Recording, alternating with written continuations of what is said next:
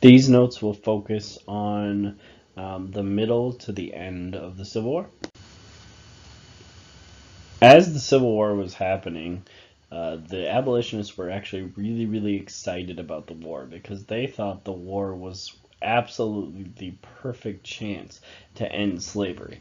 They thought for something to have such a controversial topic that everybody's been arguing about for so long, you needed something serious to be able to actually get rid of slavery since there's been such an argument about it. And so they thought, well, this war, South breaking off and saying they're not part of the country anymore and then fighting us over it is the perfect opportunity for us to get rid of slavery in order to punish the South for starting this war, for doing this. Okay. However, really, a lot of people in the North even didn't want slavery to end. There was slavery throughout a lot of the northern states, and there's Abraham Lincoln even was quoted as saying, you overestimate the number in this country who hold these views that we should get rid of slavery. He thought, we really, that it's not everybody who wants to get rid of slavery. And so he was really afraid that if he got rid of slavery, then the border states, the ones that he had fought so hard to keep on his side, would secede from the Union and join the South. And that could really change the war. And so he said, his quote, Abraham Lincoln's quote was, if I can win or bring the South back and restore the Union without freeing a single slave, I would do it. If I could bring them back together and free every slave, I would do it. But he said, no matter what it is, what I do about slavery, I do because I believe it helps to save the Union. That was his main goal, to bring the country back together.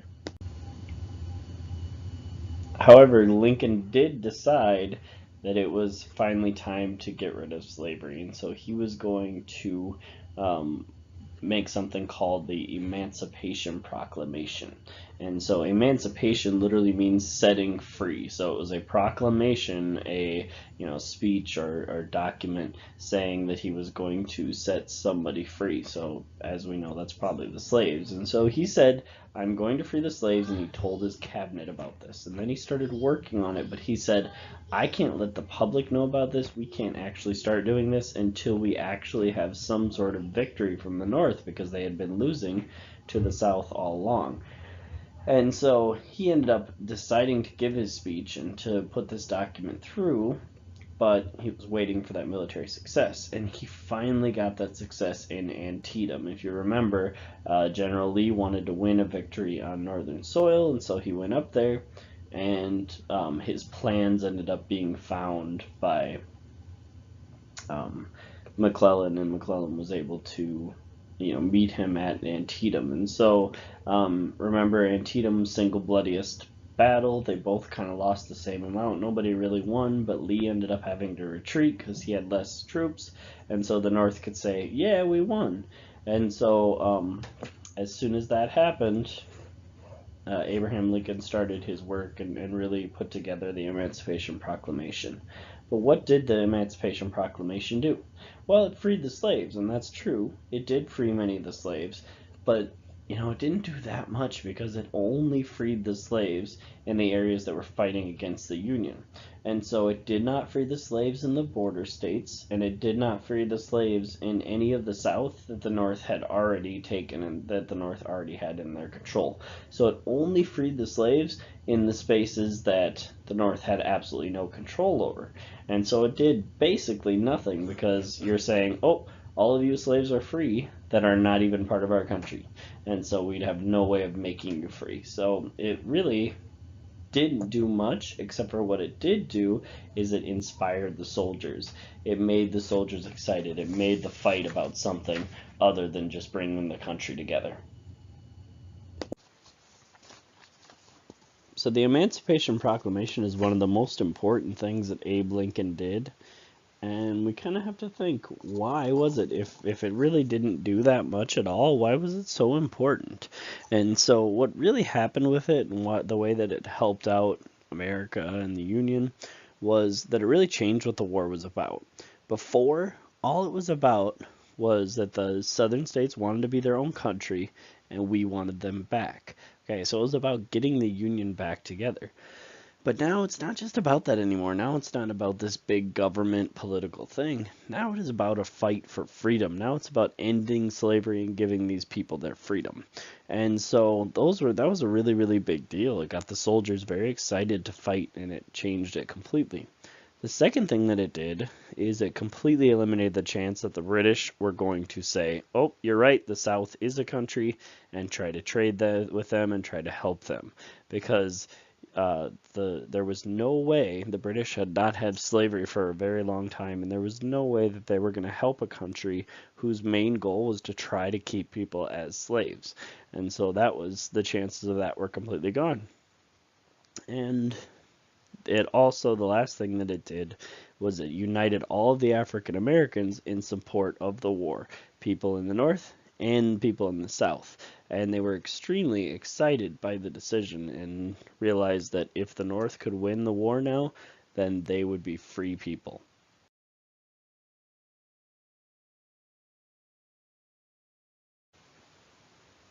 So now we'll talk about the African Americans' role in the war. Before the Emancipation Proclamation, they were not allowed to fight for the North or for the South, not allowed to fight for either side. But now, after the Emancipation Proclamation, they can help, which adds even more people to the North, even more of an advantage to the North, because in the South they were not allowed to fight with them. Okay, so it was a really big deal, and it added even more people to that advantage that the North already had.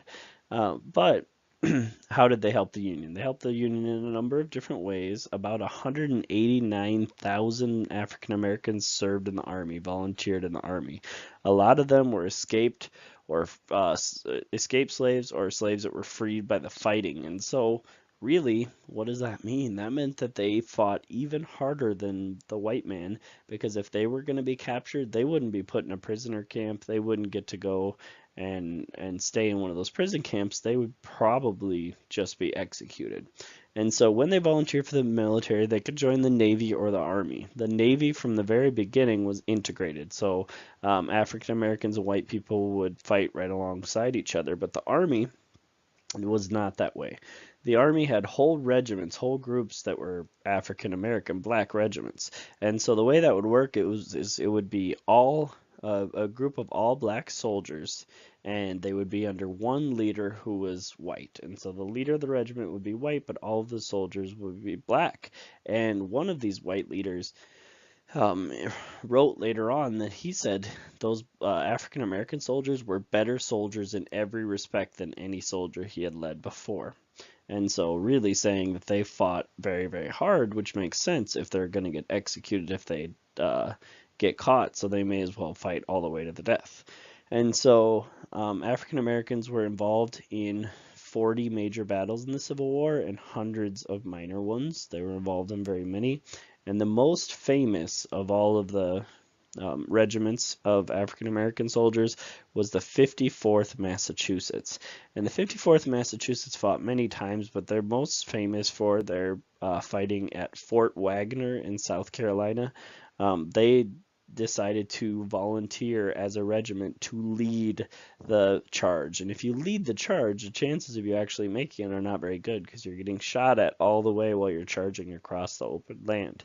And so they led the charge at Fort Wagner, and they rushed the fort, and they made it all the way to the top of the walls before they were pushed back. It was nasty combat. A lot of it turned into hand-to-hand combat where you have knives and actually fighting with your fists and things like that.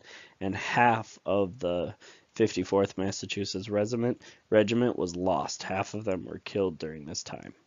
Other non-soldiers that joined as African Americans worked in support roles, and so there were a lot of African Americans who worked as cooks or drove wagons or just kind of helped out as aides to the soldiers that were in the North.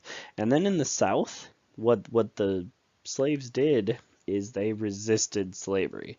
And so they might, send some information, try and learn what they could, and then send that information to the North.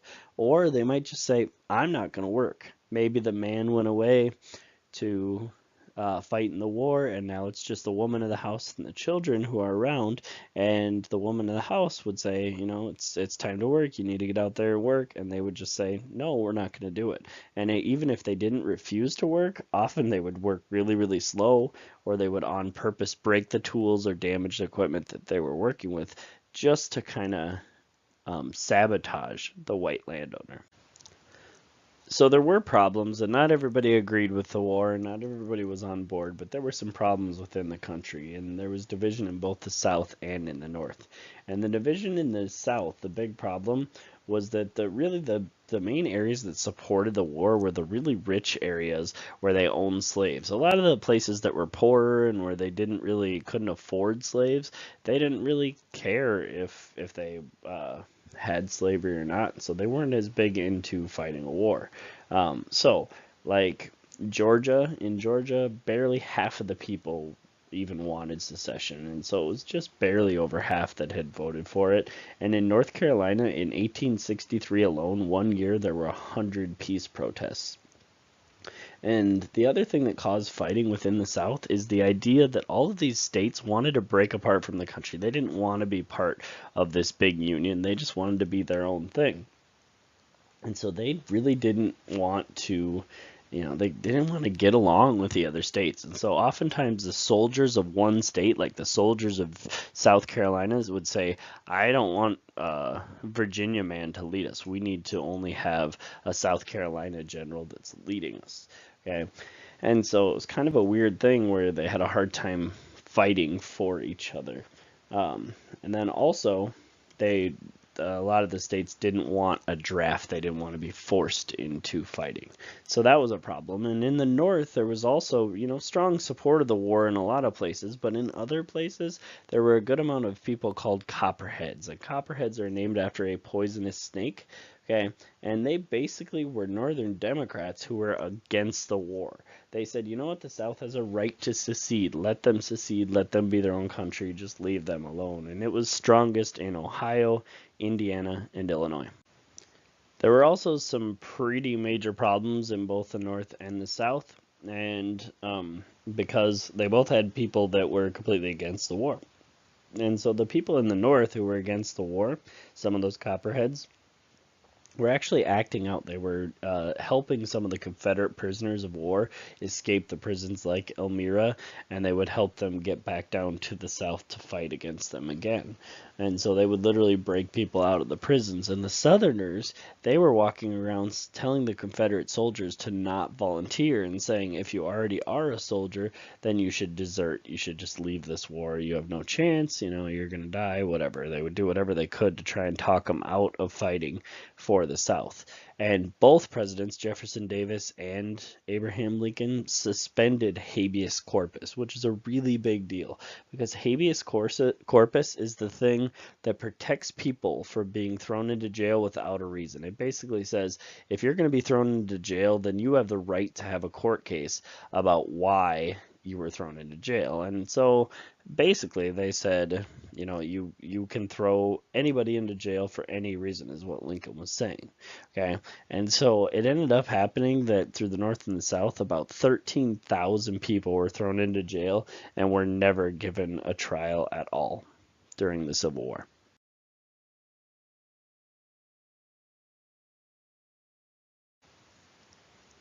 Another big problem happening on both sides, the South and the North, of the Civil War, is that people were deserting. They were walking away from their posts as the military. So they were supposed to be in camp, they were supposed to be fighting, they were supposed to do whatever, and instead they just walked away. And it was about 550,000 soldiers total that ended up just deserting, being away from the military when they were supposed to be there. And so a lot of them were just going to plant crops or harvest their crops or just do something on their farm that had to be done. And so half of them ended up coming back. Okay. However, it wasn't that weird for half to 1/3 of the entire army to just be gone away from the rest of the army for no reason at all.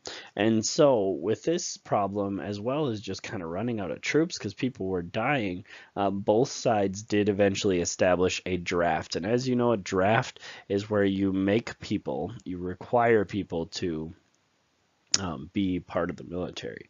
Okay, and so this happened in both the South and the North. It happened first in the South in about April of 1862 because they had less people, and so they were the first ones that did this. And they basically said that anyone between the ages of 17 and 50 years old had to serve in the military, had to serve in the army for 3 years at least. Okay, and then about a year later, the North also joined in, but they said that anybody between 20 and 45 years old must serve for 3 years. But there were a few ways to get out of it. Not absolutely everybody had to do it, and really, it's kind of interesting to see the ways that you could get out of it. So, in the North, one way to get out of it was to pay the government $300. So instead of going to fight, you just gave them $300 and you didn't have to fight. Okay, in the South, if you owned 20 slaves or more, you were not required to fight. Okay, and then the last way to get people in both the North and the South to not have to go was to actually find somebody else and hire them to take your place. So if somebody had already done their 3 years and they wanted some money, they wanted some extra money, then you could hire them and they might take your 3 years as well. Okay, and so really what was happening here then? The war was turning into a poor man's fight. The rich people could get out of fighting if they wanted to, but the poor people could not because they didn't have that kind of money. And so there were a lot of problems all around both sides of the country, but it was especially bad in New York City where there were riots where many people were attacked, both African Americans and rich white people. So the war was affecting the economy for sure, and in the North, the factories were really humming along, really booming because the army needed so many supplies, and so they were doing really good, but the war was taking all of their workers, so they were kind of struggling to find people to fill up those factories. But what we know for sure is that war costs money. It costs money to supply all those troops, you have to pay all of those troops, and you have to, buy or make bullets, you have to make food, you have to make shoes, you have to make uniforms, you have to make all of these things. And so they had to make money in whatever way they could, the government did. So they set up their first income tax. And the income tax was made to pay for the war, but an income tax is basically where the government takes a percentage of all the money that you make. And so this income tax took money from absolutely anybody who had a job and gave it to the government to help pay for these things. And so that was one way that they helped pay. But another way that they helped pay for their war was by printing about $400 million in paper money. And it was the first time that America had federal paper money, like actual American paper dollars. And so what ended up happening with all this new money circulating, inflation happened. And what inflation is if you print money, then you have a whole bunch of more money than you used to just kind of out there, then people are willing to pay more for things, and so the prices go way up. And so that's what happened, is there was about an 80% increase in the North in prices during the war. But in the South, it was even worse because the blockade had completely shut down the economy, and they couldn't get any goods in, and they couldn't get their cotton out, and they couldn't make any money, and there were all kinds of problems because of this blockade. And so that caused huge inflation. And if we want to talk about that inflation, it's kind of interesting because there's a couple of examples that I have here. Ground beef, so like hamburger, having a pound of hamburger cost in 1861, it cost 12 cents a pound. But by 1865, the price had increased to $8 per pound. So it had increased by an incredible amount. It increased from this 12 cents a pound, which is way less than your parents pay now, to $8 a pound, which is about 3 times as much as your parents probably pay at this moment. And so really, really high. And then also another example is at the beginning of the war in about 1862, shoes cost about $18 in the South, and that, because they started running out of shoes, that inflated all the way up to $800 for a pair of shoes in the South. Okay, so it got really, really bad. And then when the fighting was happening, it was mostly happening in Virginia in the South's farmland. And so the farms were being destroyed, which was causing a major shortage in food in the South as well. So women also helped the war in many, many different ways, and we'll kind of talk about some of those. But the very first one is some of them, about 400 women at least that we know of, disguised themselves as men, dressed up as men, and joined the army so that they could fight with the men. And this was kind of an interesting thing because they really wanted to fight, but they weren't allowed to fight. And there's at least one case that I read about where there was this woman who had joined the army and had joined the Union Army and had fought the entire time and made the money from that. And then at the end of the war, she was done and the fighting was over, but she went back to a town and she kept her identity as the man because she thought it was better because she would be treated more equally and make more money as a man than she ever could as a woman. And so she went and lived the rest of her life as a man, where nobody knew that she was a woman until she died and, you know, her body was checked out by the medical examiners. And so, kind of an interesting thing, weird to think that that happened. But also many of the women became spies, and so the women could be in the room, they could be hearing different things, and they could bring back that information to the north or to the south, depending on what side they were on. And so the other things that the women did is they started to take over the men's businesses and farms because the men were away fighting the war. And so one newspaper reporter was driving through Iowa at the time, and he said he saw more women driving teams of horses in the fields than men because all the men were away fighting the war. Okay. The women also took on dangerous factory work, and some of this factory work was really crazy, like ammunition, and so they were working with things like gunpowder and other items, and you know that could possibly be explosive and kill them. Now, the last thing that happened, it really helped women a lot, is that because all the men were away fighting the war, there were new professions that opened up and new opportunities for the South, or for the, women.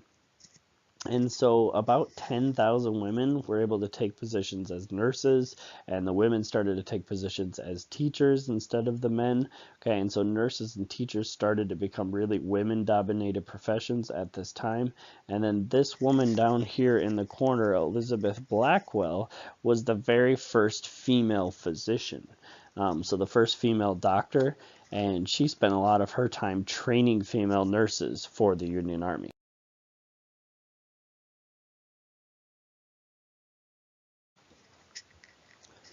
So now back to the battles. The Battle of Fredericksburg is the next one we're going to talk about, and that happened after General McClellan was fired. He was fired by Abraham Lincoln because he was seen as being just far too cautious, far too scared. And he was really, if you remember, he was weak in Virginia where he did not attack and he wanted to wait for those extra 37,000 troops, even though he had a big advantage in numbers on General Lee. And then after Antietam, when his army had won and Lee was running away, he did not pursue he didn't run after, he didn't chase the other army and kind of defeat them in a big way. And so he was replaced by Ambrose Burnside. And Ambrose Burnside, this guy down in the corner, kind of funny, you know, his name is Burnside, and so I wonder where that name for sideburns came up if you look at his crazy sideburns that he's got going on here. Okay, sideburns were named after him. And so he didn't want to make the same mistake that McClellan had made, and so he immediately marched straight on Richmond with about 120,000 troops. However, in Fredericksburg, there were about 75,000 troops waiting to try and block him.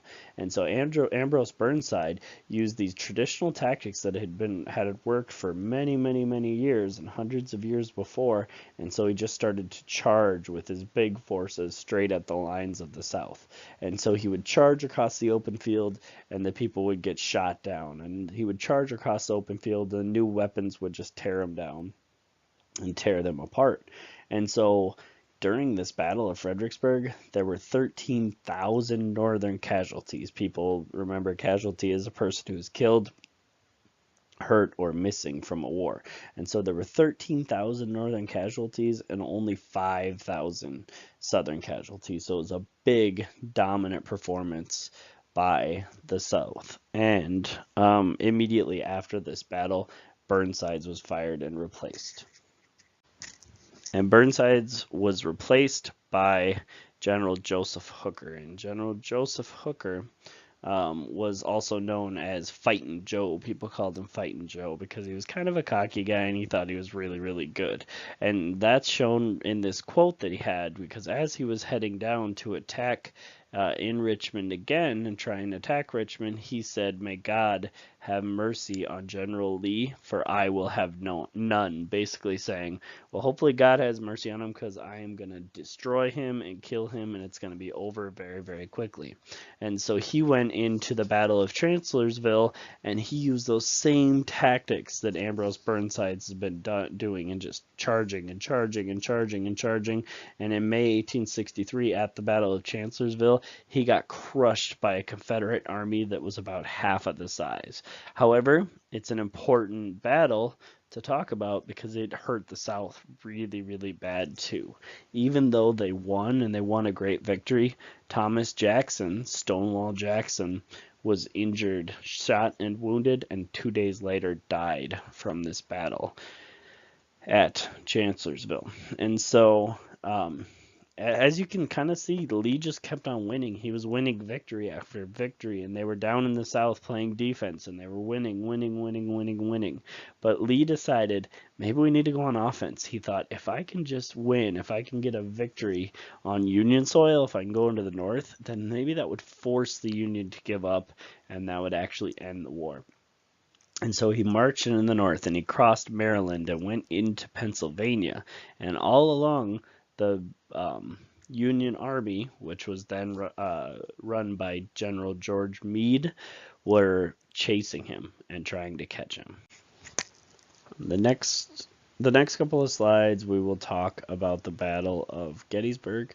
And so what was happening is, remember, these Confederates were marching through Maryland and into Pennsylvania.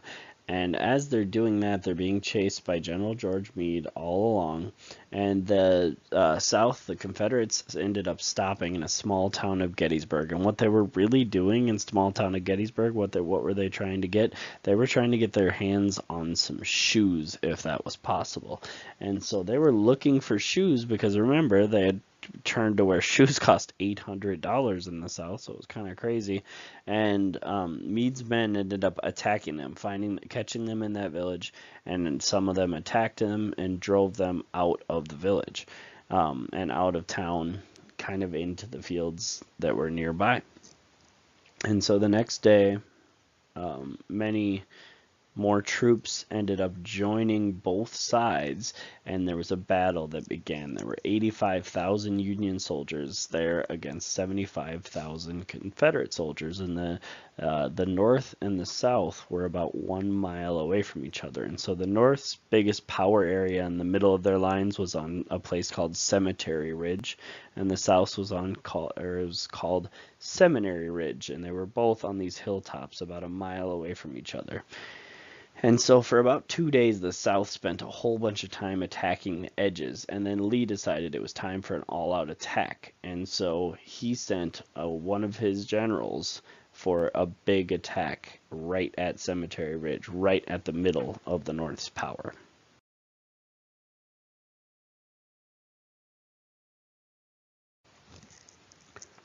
And the general that was asked to make that big charge was General George E. Pickett. He was a Confederate general, and he led 15,000 troops at once across an open field straight at Cemetery Ridge, right at the center of the Union lines. And as he was going across in this big charge, the artillery shells and rifle fire rained down. And out of these 15,000 who went across the open field and tried to attack Cemetery Ridge, only about 100 made it to the Union lines, and the Union were very quickly able to turn them back. In this one charge, this one small part of the battle, about 7,500 Southern troops were killed in Pickett's charge. And so this 3-day battle, with that being kind of the main part of it, ended in the South getting beaten by the North. And in the South, about 28,000 men had died, and as far as the North, the Union, only about 23,000 men had died. And so Lee again had lost about 1/3 of his troops in this one battle, and Lee was just extremely despondent afterwards, very, very sad. He was depressed. He said, "It's my fault. It is I who have lost the fight," because he was the one that decided to charge right at the middle of the North's lines. At the same time that the North was winning this great battle and this great victory in Gettysburg, they also won another great battle down in Vicksburg. And so Vicksburg was the last Confederate city left on the Mississippi River in the West. And so if we're talking about the West, we're talking back about General Ulysses S. Grant. And General Ulysses S. Grant realized, I cannot take this by force. I can't just jump in here and beat this army because the walls are too high. It's too well defended. It's just not something that we can do. And so instead, he decided to begin a siege of the city. And he began that siege of the city in about May. Okay, and so he had been having it under siege for like 2 months at this point. And a siege basically means you surround a city and then you just shoot cannonball after cannonball and artillery and artillery and artillery, and just keep shooting at it until eventually it surrenders, because there were about 30,000 troops in Vicksburg, about 30,000 Southern troops. And after 6 weeks of being barraged and taken, and these Southern troops had dug out these tunnels and were living in these tunnels that they had dug out, and they were eating mules and rats for protein because they didn't have any food because they were cut off. Eventually, after 6 weeks, they did give up. And now Grant had taken over the entire Mississippi River. And so every piece of the Mississippi River belonged to the North. And so really, this happened at the same time that the win at Gettysburg happened. And so July of 1863 was the biggest major turning point in the Civil War. In November of that same year, Lincoln went to the battlefield of Gettysburg, and he set up a stage and he gave a speech to the people, to a group of people that were gathered at the battlefield. And his goal was to kind of honor the troops that had died there and talk about the reason that they had fought there. And this happened in November, and really it was the most famous speech that Lincoln ever gave. It's the one that starts 407 years ago. Okay, and we will spend some time actually breaking this down in class. So now in 1864, General Ulysses S. Grant was now put in charge of the Union Army. He was now put in kind of the biggest moment of his life and being in charge of the entire thing. And so he realized that he had to go after Richmond, and they had to take Richmond, and they couldn't accept any more losses. But the problem was the South was really good fighters, and they were on defense, and so they had an advantage. They had that home court advantage that we talked about, and so they really couldn't break through. The North just couldn't break through. But his strategy was interesting. He said, we are not going to retreat. We are just going to keep on attacking no matter what. And the North was losing more people. In these fights, we had 55,000 North losses, 55,000 dead from the North, and only 35,000 dead from the South. But Grant thought about it, and his strategy was, we have lots of people and lots of supplies, and the South is running out of people to fight their war, and the South is running out of ammunition and supplies to fight their war, and so we just need to keep pushing. Even though we might be technically losing these battles, the more we push at them, they're going to run out of stuff, and they just can't possibly win the war. So we might lose some battles, but we're slowly winning the war. And so he ended up getting close to Petersburg, which was a very important railroad center in Virginia. And so what he decided to do was begin a siege. He decided to do the same thing that he had done in Vicksburg and see if he could be successful again. And so he surrounded that area of Petersburg, and he just started to fire and fire and fire and fire on them for as long as he could. So now that Grant was in charge of the main army out east, there was another man that was in charge out west, and his name was General William Tecumseh Sherman. And he was heading across the south, and he was advancing towards Atlanta, which was a major city in the south. And he believed in something called total war. And his total war was based on just an all-out attack aimed at not only destroying the enemy's army, but also destroying the enemy's resources and the enemy's will to fight, so their desire to fight as well. And one of his quotes was, "We're not just fighting an army, but we're fighting a hostile people, and they all must feel the hard hand of war." So basically saying, no matter who you are, if you're part of the South, you're part of the enemy. And so even if you're just a farmer or whatever, you have to realize that war sucks, and the fact that you guys wanted this war is not good for anybody. And so he did something called Sherman's March to the Sea. And on September 1864, he captured Atlanta, and he decided, with whatever he could do to it, he decided that he was going to burn it to the ground in order to show them how bad it is. And as he's going through and capturing Atlanta, this gives the North, they think that Abraham Lincoln is being very successful as the leader of the country. And so this gave his re-election a boost, and in his second time trying to win the presidency, he just dominated the Democrat. And the Democrat was General George McClellan, who is trying to take over Abe Lincoln's spot. Okay, and so what he did, Sherman did, is he decided to burn Atlanta to the ground, and then he marched out towards the ocean, all the way across the South, and in his path he left just destruction. Okay, and this destruction was 60 miles wide, and what he did for 60 miles is he burned all the fields, and they took all the resources they could, all the food that they could, and then they burned the rest of it. And then they took all the livestock they could, and if they couldn't take the livestock, which is like, pigs and cows and, the meat and milk animals, then they would just leave them dead and rotting on the side of the road. And they burned all of the buildings that they could find, and they literally took the railroad tracks and they pulled them up out of the ground and destroyed them, so the South didn't even have railroads. So they left nothing working behind them as they went on this 60-mile wide path along the South.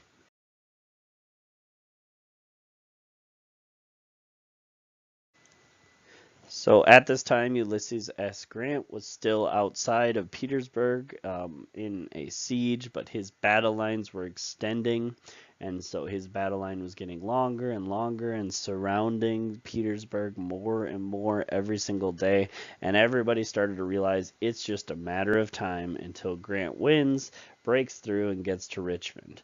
Okay, and so on April 2nd of 1865, Grant did break through, and he took Petersburg, and then he went on to capture Richmond. And so now the South's capital was in North's hands, and so they had essentially won the war at this time. But General Lee was able to get away with some of his troops, and they fled to a city called Appomattox Courthouse.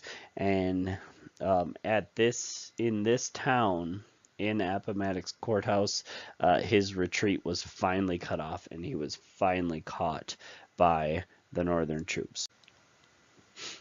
And so when Grant cut off Lee's retreat and trapped him, Lee ended up having to surrender. And so he surrendered the last of the South's army, and surrendered essentially the entire war to the North. And so what ended up happening is Grant actually gave Lee some really nice surrender terms. He said that all you have to do is lay down your guns and you can go home. We don't have to have any punishments. We don't have any problems at all. And so the North, as the South was kind of marching away with their heads down, they had just put their guns down. The North were celebrating and excited and cheering and things like that. And Grant told his men to stop right away. And he said, one of his quotes was, "The war is over. The rebels are our countrymen once again." So basically saying, we're not fighting them anymore. So now we need to work together to make the country heal. So the thing about the Civil War is it was absolutely the bloodiest and deadliest war in United States history. And the reason that it was is not because it had the deadliest weapons or not because the most people died in the war in general, but it was because both sides of the war were Americans. And so every single person that died or was injured or had any issues at all was an American. And so if we look at the numbers, it's astounding how many people were killed. From the South, about 260,000 Confederate soldiers were killed, and from the North, it was 360,000. So it's amazing to see that the North won, even though they had 100,000 more deaths than the South did. Okay, and so from those Northern soldiers, about 37,000 dead were African Americans. And then that doesn't even count in the 500,000 severely injured or disfigured men from both sides. And disfigured means that those people will never function normally again. So a lot of them had, you know, maybe limbs that were amputated because maybe their arm had gotten shot and they had to cut it off because that's what ended up happening in the wars. Okay. And so, things like that. There were 500,000 men that were dealing with things like that. But the war ended, and the results were that, number one, the slaves were free. Slavery was basically over. And number two, that the country was finally brought back together. But really, it was only brought back together politically. It would take a really, really long time for them to come back together emotionally and not have hatred between the North and the South.